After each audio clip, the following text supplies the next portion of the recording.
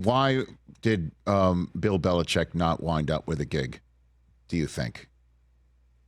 With Bill Belichick, you're talking about obviously one of the greatest, if not the greatest coach of all time. But you're also talking about somebody who is 72 years old and is going to, if he takes a job, want to do things a certain way. I've seen all the stuff about he wanted all the power, and I don't think that that's the right way to look at it.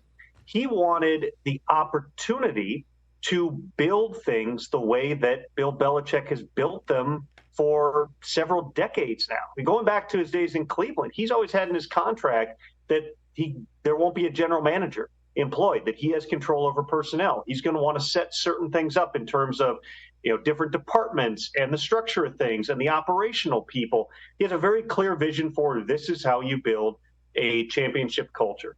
And so to bring in a 72-year-old who wants to, at least change the way that you're set up in certain regards is a lot for teams to take in. And the Atlanta Falcons were the ones who went the deepest in that process through the course of this offseason. There were many discussions with Arthur Blank. He had the one that was reported as the initial interview. That was with Blank. He went to Atlanta, went through their process with the car wash. And Belichick, all the way up until the day Raheem Morris was hired, was still preparing as if he may well be the Falcons head coach.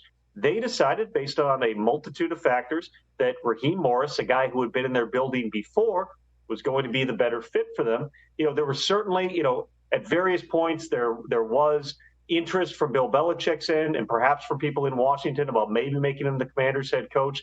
But Josh Harris and company had a different vision for what they wanted that job to be. I have no doubt, Rich, that Bill Belichick now still intends to coach in 2025.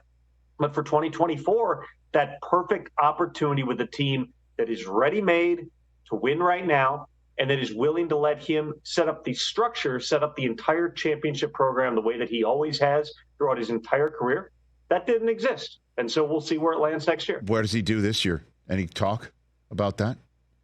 There's a lot of different things that potentially could happen on the media side. I think that Bill Belichick probably would benefit from going out and being the guy that we've seen him be on the NFL 100 shows, on College Game Day, where there's a lot to Bill Belichick. He's not the guy who gives 3-word answers 4 days a week to the reporters when he's at the podium. Like, everybody who knows Bill says he's a funny guy and he's very engaging.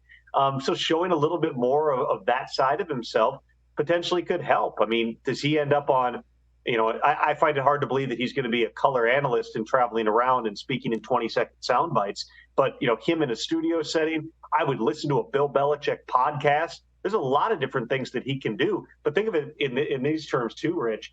Whatever he's doing this year, it's not about Bill all of a sudden, pulling the pin out of the grenade and going crazy and, ripping everybody. He's still going to be setting himself up for whatever he's going to be doing a year from now. There are probably some strategic things that he can do. And, you're fooling yourself too, Rich, if you don't think there are going to be owners and may already be owners who might have a vacancy a year from now that will be keeping close tabs and perhaps contact with Bill Belichick as things play out. Tom Pelissero here on The Rich Eisen Show. Catch The Rich Eisen Show every single day on the Roku channel, 12 to 3 Eastern, for free.